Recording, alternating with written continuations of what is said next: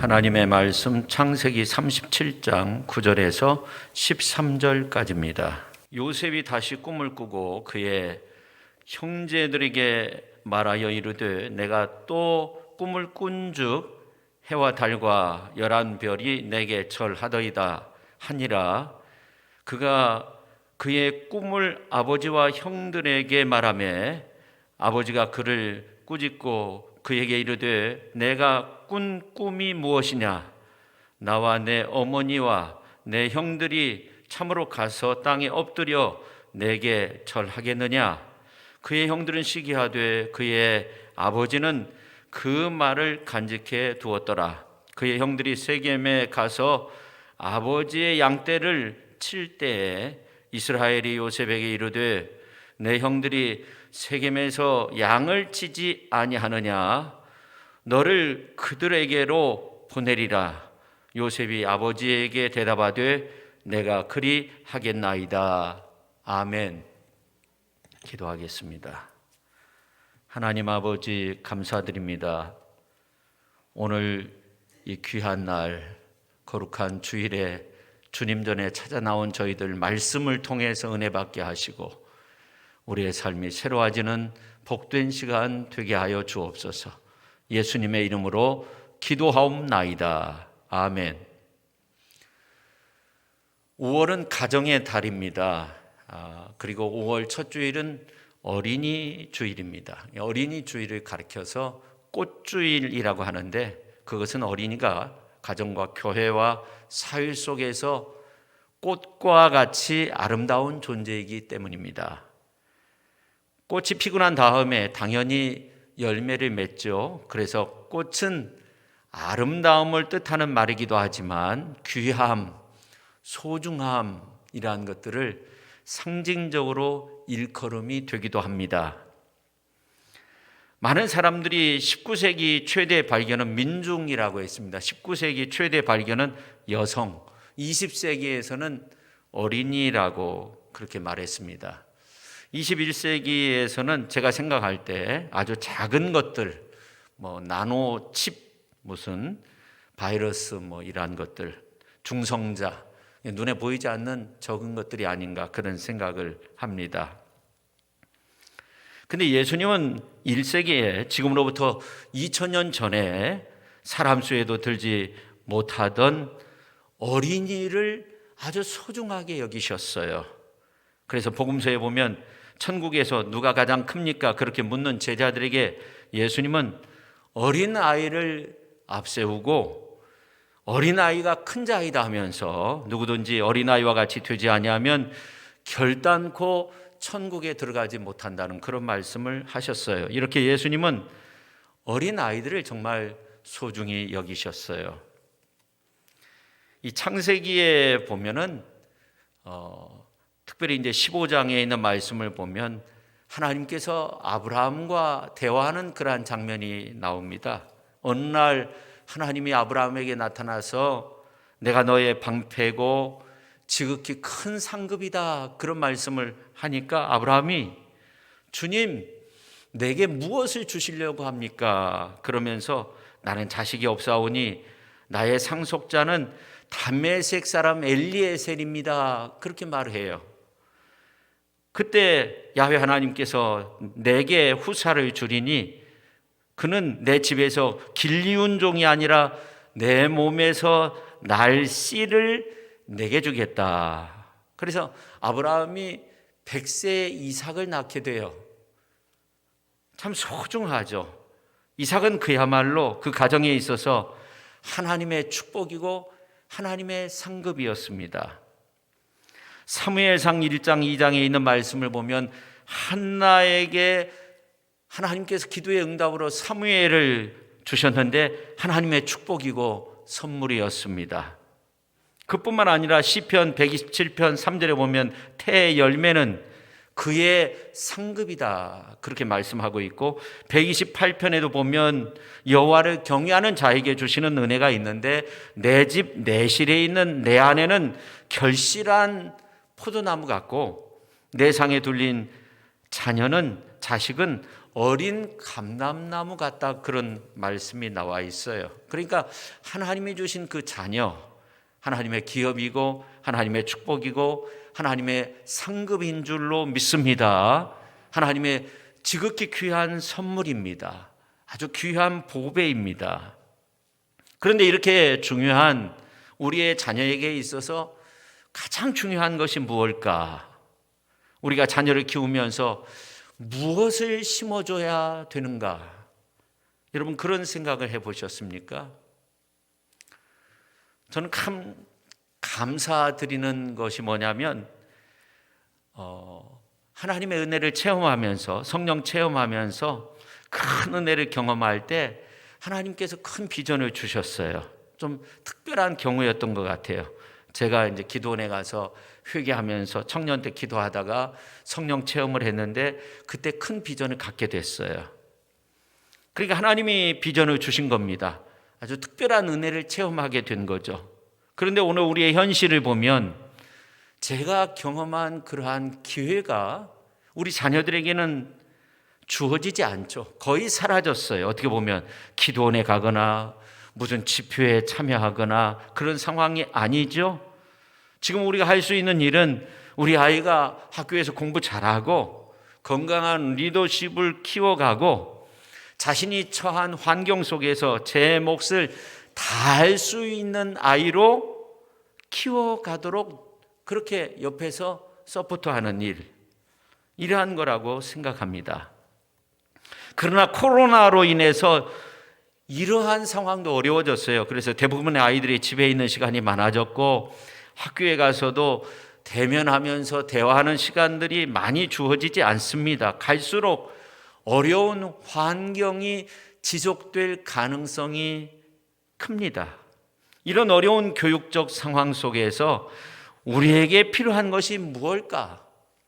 성경이 아주 오래전에 쓰여진 말씀이지만 우리가 자녀에게 줄 수 있는 소중한 것들을 믿음 안에서, 말씀 안에서 찾는다고 하면 정말로 우리 자녀들에게 있어서 필요한 것이 무엇일까?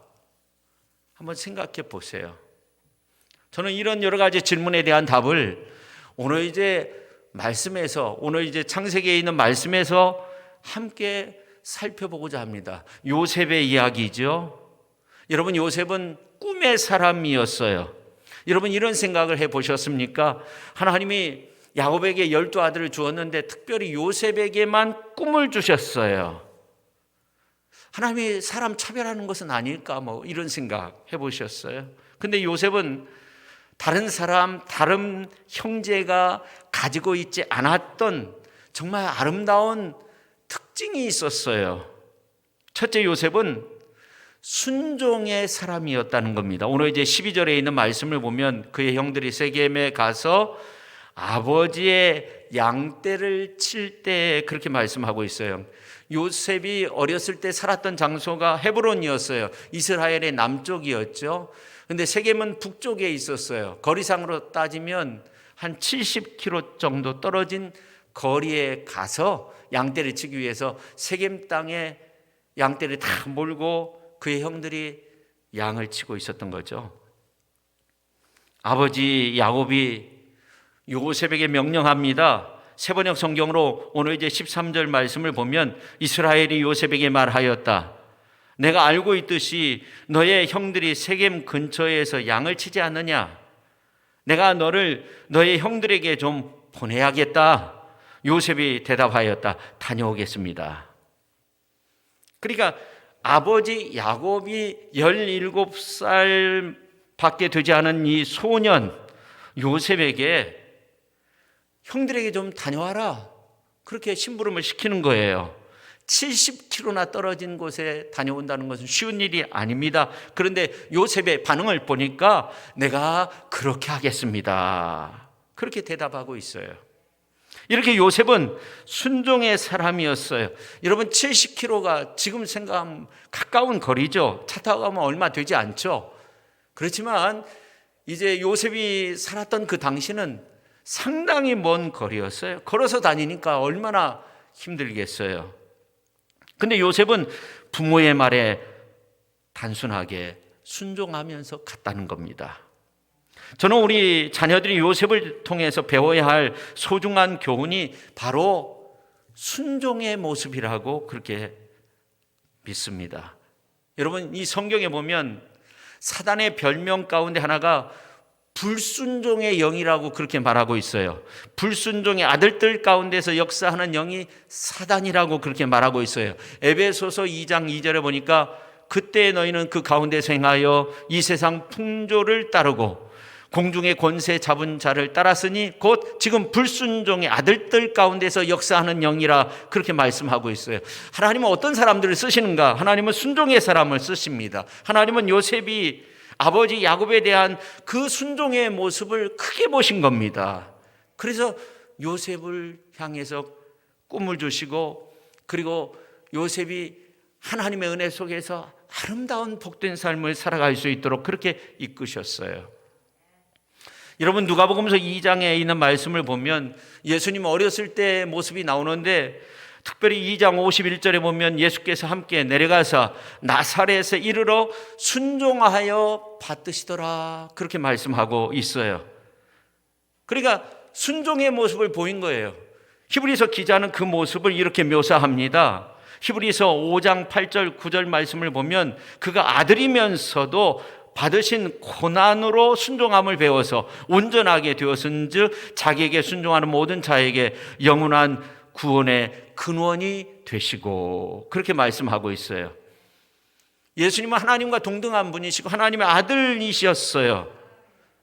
이 말은 하나님의 아들이라는 하나님과 동등하다는 그러한 의미가 있는데, 그러나 순종함으로 그 모습을 보여주셨어요. 앤드류 모레이가 이런 말을 한 적이 있어요. 우리는 그리스도인이 되는 그 순간부터 순종의 학교에 입학한다는 거예요. 예수님도 순종을 배워가셨어요. 순종을 배우는 데는 특별한 것이 필요 없습니다. 때로 고난 속에 있을지라도, 때로 내 생각에 좀 벗어났을지라도 순종하면서 사는 거죠. 요셉도 예수님도 순종의 교훈이 학습되었다면 우리 한 사람 한 사람은 빠짐없이 순종의 모습을 배워갈 수 있어야 되겠죠. 성도 여러분, 성도가 순종을 배울 수 있도록 하나님께서 허용하시는 사건이 있는데 그게 고난입니다. 성도는 고난을 통해서 순종을 배워갈 수 있는 겁니다. 만약 고난이 없다고 한다면 그냥 내 마음대로 살 수밖에 없어요. 그런 경향이 우리 인간에게는 강해요. 근데 어떤 고난이 왔을 때, 어려운 문제가 왔을 때 내가 하나님께서 원하시는 그러한 궤도에서 벗어난 것은 아닌가, 나 자신을 돌아보게 된다는 겁니다. 그런데 요셉은 어렸을 때부터 순종을 배웠어요. 그래서 조금 성장해가지고 실제 그의 삶의 자리에서 고난의 현장으로 완전히 바뀌어진 가운데 있을 때 순종이 그를 견고하게 만들었어요. 그래서 고난을 통해서 더욱더 순종하는 것을 배우게 돼요. 그 순종이 견고해질 때마다 하나님이 더욱더 귀하게 그의 인생의 무대를 아름답게 마련하시고 그의 꿈을 펼쳐갈 수 있도록 그렇게 요셉의 삶을 인도하여 주신 줄로 믿습니다. 바로 하나님이 요셉을 통해서 하나님의 구원의 역사 가운데 크게 사용하신 이유는 뭔가? 요셉은 어렸을 때부터 순종을 배웠고 어려움 속에서도 순종하는 그러한 삶을 살았기 때문입니다. 그 다음에 두 번째, 요셉은 아주 100% 순수에 가까운 사람이었어요. 우리가 창세기 37장 2절에 있는 말씀을 보면 요셉의 아주 특별한 이야기가 나오는데, 야곱의 족보는 이러하니라. 요셉이 17세의 소년으로서 그의 형들과 함께 양을 칠 때 그의 아버지 아내들 빌하와 실바의 아들들과 더불어 함께 있었더니 그가 그들의 잘못을 아버지에게 말하더라. 그렇게 말씀하고 있어요. 여러분, 우리가 살면서 여러 가지 이제 단어들을 사용하는데 그 중에 가장 싫어하는 단어 가운데 하나가 뭐냐면 고자질한다는 말이 아닌가 그런 생각을 해요. 그래서 제가 이 고자질한다 어원이 어디서부터 시작되었는가 이렇게 찾아보니까 연산군 때부터 시작이 됐어요. 그러니까 그 고자질한다는 그 말의 의미가 나올 때 별로 좋은 의미가 아니었어요.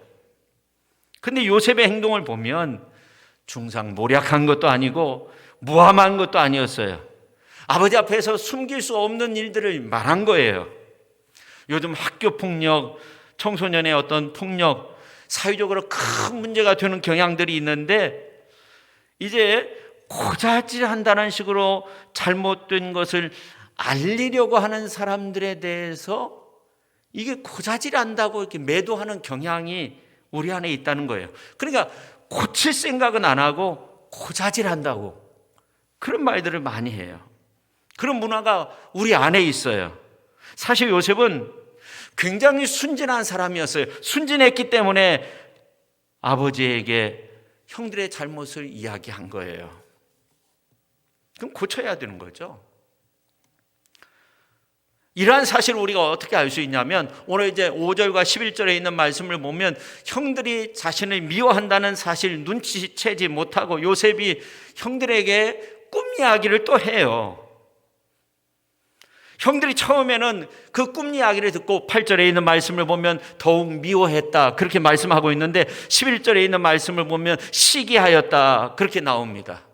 여기서 시기했다는 말은 카나라는 말로 마음속에 분노함이 있어가지고 얼굴 색깔이 변했다는 그러한 의미예요. 그러니까 미움보다 더 격정적인 상태가 되었다는 거예요. 그래서 다른 이 성경 번역으로 보면 매우 미워했다, 요셉을 매우 미워했다 그렇게 번역하고 있어요. 얼마나 순진했으면 아버지한테 가가지고 형들의 잘못을 이야기하고 이제는 청하건대 내 꿈을 들으시오 하면서 그 꿈의 내용도 형들이 미워하는 그런 내용인데 두 번씩이나 그렇게 자신이 꾼 꿈에 대해서 말했어요. 만약 요셉이 잔꾀를 부리는 그런 소년이었다면 절대로 그렇게 할 수 없었을 거예요. 순진하기 때문에 그런 거예요. 근데 또 이 순진하다, 그 사람 순진하다, 어떤 경우는 나쁜 의미로 쓰여질 때가 있는데 그래서 요셉에 대해서 정확히 표현하면 아주 100% 순수에 가까운 사람이었다 하는 겁니다. 요셉은 적어도 아버지 야곱처럼 잔꾀를 부리는 그런 사람이 아니었어요. 아버지 야곱은 얼마나 잔꾀를 많이 부렸어요. 근데 요셉은 그렇지 않았어요. 아주 순수한 사람이었어요. 잔꾀를 부렸던 이 야곱 아버지의 그 요셉의 아버지의 그 야곱의 모습의 그 삶의 여러 가지 상황들을 보면은 잔꾀를 많이 부렸는데 오히려 외삼촌 라반에 의해서 잔꾀에 의해서 넘어지기도 해요. 성도 여러분, 하나님이 요셉을 크게 쓰신 이유가 순수함에 있었다는 겁니다. 제가 생각할 때 순수한 사람은 하나님께서 순수하게 그렇게 이끄셔요. 근데 복잡한 사람은요, 그냥 복잡하게 그렇게 만드시는 경향들이 있어요.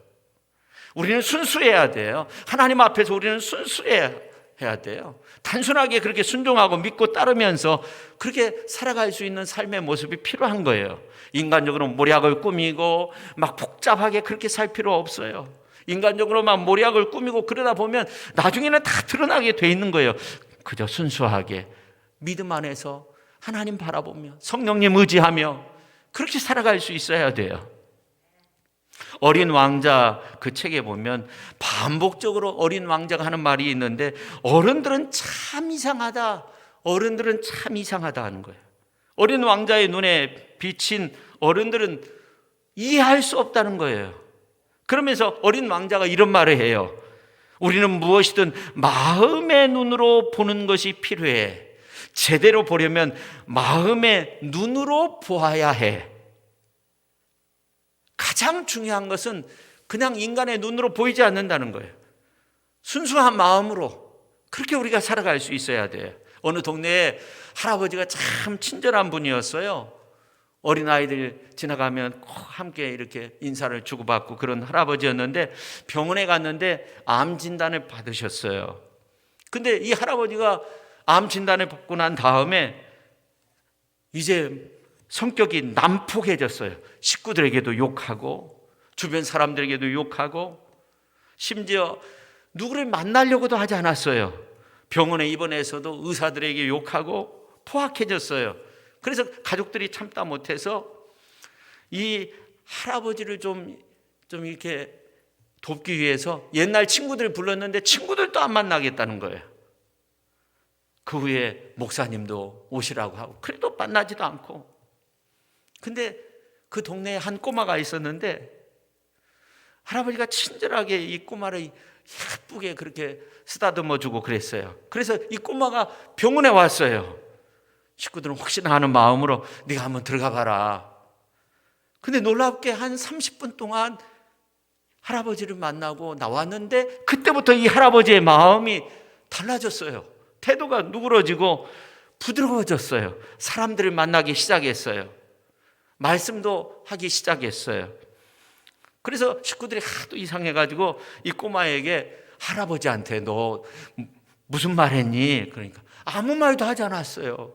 할아버지 껴안고 함께 울다가 나올 때 할아버지 건강하세요. 그 한마디 했다는 거예요. 근데 이 아이의 순수한 마음을 보고 할아버지가 위로를 받은 거예요. 예수님의 12 제자도 뭐 다른 배경이 있겠지만 가버나움 어부 출신들이 많았어요. 굉장히 단순한 사람들이죠. 여러분, 이 갈릴리에서 그물을 던지면요 고기가 엄청나게 잡힙니다. 여러분, 갈릴리 호수 가보면 고기들이 엄청 많아요. 정말 많은 호수가 갈릴리 호수입니다. 그러니까 이 어부 생활하면서 뭐 특별한 것이 없어요. 지금 뭐 바다에서 고기가 잡히지 않아가지고 얼마나 많은 어부들이 고생하고 있습니까? 근데 갈릴리에서는 그렇지 않아요. 그물 깊다가 이제 때가 되면 그물 던지면 고기가 엄청나게 잡혀요. 이들의 삶은 단순했어요. 예수님이 이제 베드로에게 너 깊은 곳에 그물을 한번 던져봐라. 그러니까 고기가 엄청나게 잡히거든요. 나를 떠나소서. 그때 예수님께서 내가 너를 사람 낚는 어부가 되게 하리라. 그러니까 이 베드로가 배와 그물을 버려두고 예수님을 따랐어요. 굉장히 단순한 사람이죠. 요즘 같으면 저 사람이 왜 지금 나를 불러? 내가 얼마나 바쁜데 왜 지금? 뭐 이렇게 분석하다 보면 절대로 예수님의 제자가 될 수 없는 거죠. 그러나 베드로뿐만 아니라 안드레, 야고보, 요한 대부분의 예수님의 제자들이 복잡한 사람이 아니었어요. 오늘 이제 본문 말씀에 나오는 요셉도 아주 그냥 단순하고 순수한 사람이었어요. 우리가 그렇게 생각할 수 있어요. 그럼 어떤 분들은 말해요. 요셉이 젊어서 그래. 나이 들어봐. 근데 요셉 늙어가지고 순수하지 못할 거라고 이렇게 우리가 생각할 수 있는데 요셉이 늙어서 죽게 될 때 많은 백성들을 모아놓고 내 해골을 메고 고향 땅으로 가라. 언젠가 하나님께서 우리 백성들을 야곱과 그리고 아브라함과 그리고 이삭에게 약속한 그 땅에 우리를 분명히 인도하실 건데 그때 내 해골을 메고 가라고. 아주 그냥 단순하게 믿고 아주 순수한 믿음으로 살았던 사람이 바로 요셉이었어요. 젊을 때부터 그리고 나이 들어서도 여러분 신앙의 순수함을 유지할 수 있기를 예수님의 이름으로 축원합니다. 그 다음에 세 번째, 요셉은 믿음의 사람이었어요. 여러분 오늘 이 시대에 무슨 꿈에 대해서 이야기하고 막 계속적으로 꿈에 대해서 이야기하고 사람들이 좀 이상하게 봐요. 그렇지 않습니까? 요즘은 뭐 스마트폰 안에 영상에 대한 그런 것들이 너무너무 많이 자주 접해요. 근데 구약시대 요셉이 활동하였던 그 시대, 성경이 없었던 그 시대, 하나님은 이 꿈이라는 도구를 통해서 하나님 자신의 메시지를 사람들에게 전달하실 때가 많이 있었어요. 요즘처럼 무슨 영상물이 있거나 그렇지 않았기 때문에 사람들은 미래의 일을 어떤 꿈을 통해서 얻게 된다고 그런 생각을 가졌기 때문에 하나님께서 이러한 인간의 특성을 이용해서 우리 인생들을 향해서 꿈을 통해 하나님의 뜻을 깨달을 수 있도록 그렇게 하셨어요. 그래서 구약에 보면 꿈 이야기들이 좀 많이 나오죠. 하나님은 요셉이 어렸을 때 꿈꾸게 했어요. 어린 요셉도 하나님이 주신 그 꿈을 진지하게 받아들였어요. 요셉에게 주신 꿈은 예언적 축복이었고 요셉이 앞으로 어떻게 쓰임 받을 것인지 하나님께서 미리 보여주신 것인데 요셉은 하나님이 보여주신 그 꿈을 비전으로 받아들였어요. 믿음이 있었던 거죠. 우리가 이 사실을 어떻게 알 수 있냐면 오늘 이제 5절과 9절에 있는 말씀을 보면 이제 요셉이 자기 형들에게 꿈 이야기를 2번씩이나 하고 있어요. 아버지 앞에서도 꿈 이야기를 하고 있어요. 그러면 이거 하나님이 주신 참 놀라운 꿈인데 이 꿈이 보통 꿈이 아니라는 거예요. 지금 요셉은 그것을 믿고 있는 거죠. 우리가 어떤 꿈을 꿨는데 왜 다른 사람한테 이야기하지 않습니까? 개꿈일 가능성이 많다는 거예요. 그런데 어떤 때는 꿈에 대해서 이야기하고 싶을 때도 있겠죠. 근데 요셉과 같은 경우는 하나님 주신 그러한 의미심장한 꿈을 2번이나 꾸도록 하셨어요. 꿈의 내용도 서로 통해요. 그래서 요셉은 이 꿈을 진지하게 받아들였어요. 그래서 요셉은 하나님이 주신 꿈을 자기 삶의 목표로 삼고 그 꿈을 향해서 달려갑니다. 물론 처음에는 고난도 있고 역경도 있었습니다. 그렇지만 그 꿈을 이루는 그러한 인물로 태어나게 돼요. 성도 여러분, 우리가 서로의 꿈과 비전을 격려해 주면서 함께 해야 하는 이유는 그 모든 것이 하나님의 선하신 일이기 때문에 우리가 누군가의 어떤 꿈과 비전을 격려해 주면서 서로가 서로를 사랑하는 마음으로 그렇게 아름다운 믿음의 공동체를 만들어 갈 수 있어야 됩니다. 2011년 7월 7일은 강원도 평창에 3,909일의 도전이 마침내 이루어진 날이었어요. IOC 총회에서 평창은 이제 전체 득표수 과반수 이상을 차지해가지고 동계 올림픽 개최지로 선정됐어요. 3,909일의 도전. 여러분 생각해 보세요. 3,909일의 도전. 이 숫자가 말해주는 것이 뭔가 있잖아요. 근데 이 평창 동계 올림픽이 유치되고 또 성공적으로 마칠 수 있었던 것은 무엇 때문인가? 바로 꿈 때문이었다는 거예요. 평창은 동계 체육시설이 열악한 열대지방, 아프리카 이런 나라들, 이런 나라의 어린이들을 위해서 특별히 드림 프로젝트를 마련했다는 거예요. 평창에서. 그러니까 유치되기 전부터, 아주 오래 전부터 3,909일 동안 그 일들을 이렇게 감당을 했는데 김연아 선수나 그 다음에 3살 때 입양된 도비 존슨과 같은 그러한 사람들, 스포츠 스타들, 스키 선수, 김연아 선수 또 이렇게 아주 멋진 그러한 연출을 하잖아요.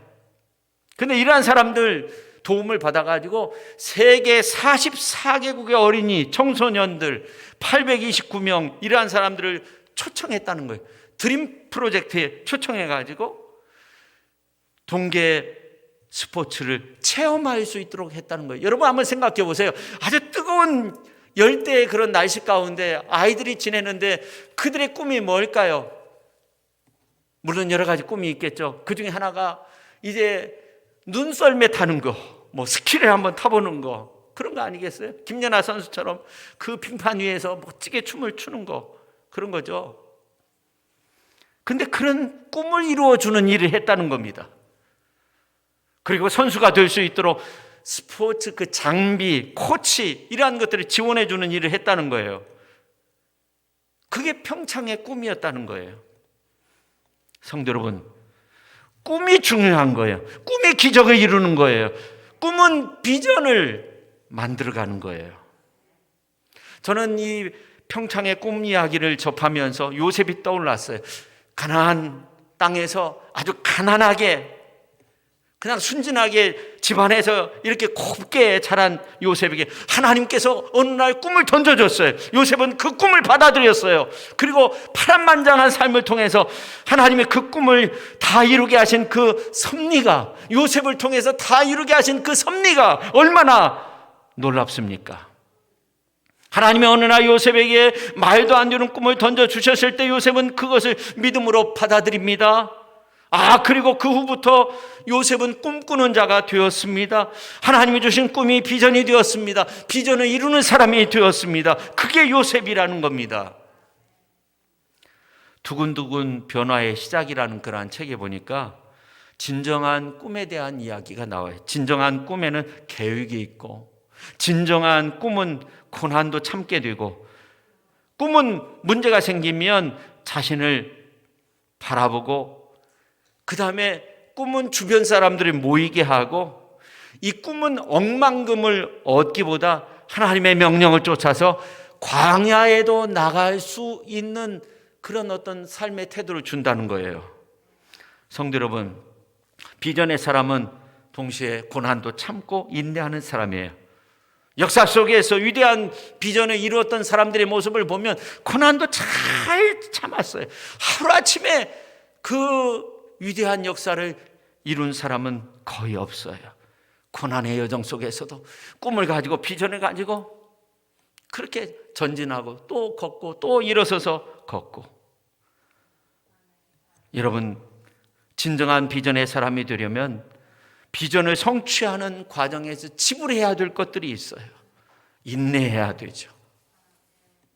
어떤 사람은 고난이 두려워서, 그런 인내가 두려워서 비전 없는 것이 비전이라고 그렇게 말을 합니다. 그러나 고난을 넘어서서 영광을 바라볼 수 있다면 그 고난은 훈장으로 나에게 오는 거예요. 이제 말씀을 마치려고 해요. 레이첼이라는 그런 어린아이가 5살 때 한 일이 있어요. 이 아이는 어린 나이인데 다른 사람을 돕는 일을 참 잘하는 거예요. 항암 치료 받는 아이들이 탈모가 된다는 것을 알고 자기 머리를 길러가지고 그것을 잘라가지고 그것을 기부했어요. 그게 첫 번째 기부였어요. 그 다음에 이 레이첼은 아프리카 어린 아이들이 먹을 물이 없다는 사실을 알고 기부 사이트를 만들어가지고 모금 운동을 펼쳤어요. 9살 때 일입니다. 그래서 220달러를 모았는데 내가 300달러 모아야 되겠다 해가지고 여러 곳을 이렇게 다니다가 교통사고로 세상을 뜨게 돼요.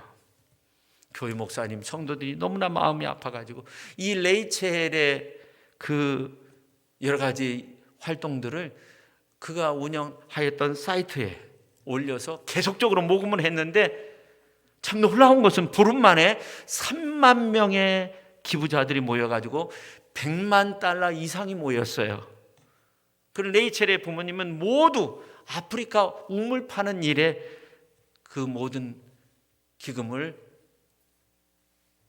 투자해가지고 여러 곳에 우물을 파가지고 그 아프리카 물을 먹지 못하는 아이들에게 정말 생명수를 공급했다고 해요. 참 놀랍죠. 한 아이의 꿈이 그렇게 놀랍게 이루어진 거예요. 아프리카 케냐 나이로비에서 있었던 일인데 매일 쓰레기를 뒤지는 한 아이가 있었어요. 학교는 갈 수도 없고 그냥 쓰레기 뒤지면서 지내는데 이제 폭력 어떤 그 서클에 들어가가지고 마약도 하고 막 그랬어요. 매일 가서 이제 쓰레기 더미에서 쓰레기를 줍는데 어느 날 한 권의 책을 발견하게 됐어요. 이 아이는 청년이 돼가지고 이제 꿈이 생겨가지고 자신의 꿈을 이루기 위해서 영국으로 떠났어요. 근데 영국에서 비자를 주지 않아요. 6년 동안 계속적으로 도전했어요. 마침내 비자를 받고 이제 학교에 가가지고 공부를 했어요. 맨체스터 대학교에 들어가서 석사 학위까지 다 마쳤어요. 국제개발학 석사 과정을 마쳤어요. 자기의 꿈이 이루어졌어요. 졸업하는 날 옛날 생각을 했어요. 그 쓰레기 더미를 뒤지다가 그 한 권의 책을 발견했는데 그게 뭐냐면 맨체스터 대학교 입학 안내 책자였어요. 쓰레기를 뒤지면서 지내다가 이제 그 한 권의 책을 발견하고 그의 인생이 바뀌었어요. 이 코로나 시대 얼마나 어렵습니까? 이 어려운 상황 속에서도 우리가 하나님의 말씀을 붙잡고 빛을 얻어야 돼요. 우리가 하나님의 말씀 속에서 진리의 빛을 찾아야 돼요. 그 빛을 놓아서는 안 돼요. 반드시 하나님께서 우리의 삶을 축복해 주실 거예요. 여러분, 인생에서 제일 불쌍한 사람은 아무것도 바라볼 수 없는 사람이라고 해요. 그게 절망의 사람이에요. 그러나 요셉은 마지막 순간에도 앞을 보았어요. 요셉의 미래의 지향적인 비전 인생은 어린 시절부터 이루어졌어요. 하나님이 주신 꿈을 믿음으로 받아들이는 그 순간부터 어린 요셉은 꿈꾸는 인생, 비전의 인생을 살아갈 수 있었어요. 여러분, 요셉은 믿음으로 빚은 그러한 꿈의 인생을 살았습니다. 어렸을 때부터 순종의 길을 걸었고 아주 순수한 마음으로 그렇게 살았고 믿음의 모습으로 살았어요. 그랬을 때 하나님께서 그에게 꿈을 심어주었고 꿈의 사람이 되었어요. 믿음으로 꿈꾸게 만드는 그런 인생, 얼마나 소중합니까? 우리의 자녀들에게 정말 요셉과 같이 그렇게 순종을 배울 수 있게 해주고 정말 순수한 믿음으로서 하나님을 의지하게 만들고, 그리고 우리의 자녀들이 정말 믿음으로 꿈을 꿀 수 있도록 하는 일, 그 일이 얼마나 중요한지 모릅니다. 믿음의 꿈을 꿀 수 있기를 주님의 이름으로 축원합니다. 그래서 요셉과 같이 크고 아름다운 믿음의 역사들을 다 이루어갈 수 있기를 예수님의 이름으로 축원합니다. 기도하겠습니다. 하나님 아버지, 감사드립니다. 오늘도 이렇게 주님 전에 찾아 나온 저희들 요셉과 같이 순종함을 배우고 아주 순수한 그런 모습으로, 그리고 하나님을 믿고 의지하며 하나님 주시는 비전을 가지고 어떤 어려움도 잘 참고 인내하며 하나님 앞에 크게 영광 올려드리는 그러한 복된 삶을 살게 하여 주옵소서. 특별히 어린이 주일 우리 자녀들이 요셉과 같이 정말 요셉의 이야기를 통해서 교훈을 얻고 요셉의 그러한 순종함을 배우고 순수한 믿음을 배우고, 그래서 꿈의 사람으로 아름답게 성장하여서 이 나라와 민족과 이 사회 속에서 주님의 몸된 교회와 또 하나님의 뜻을 아름답게 펼쳐나갈 수 있는 그런 훌륭한 믿음의 사람으로 아름답게 키워 주시옵소서. 예수님의 이름으로 기도하옵나이다. 아멘.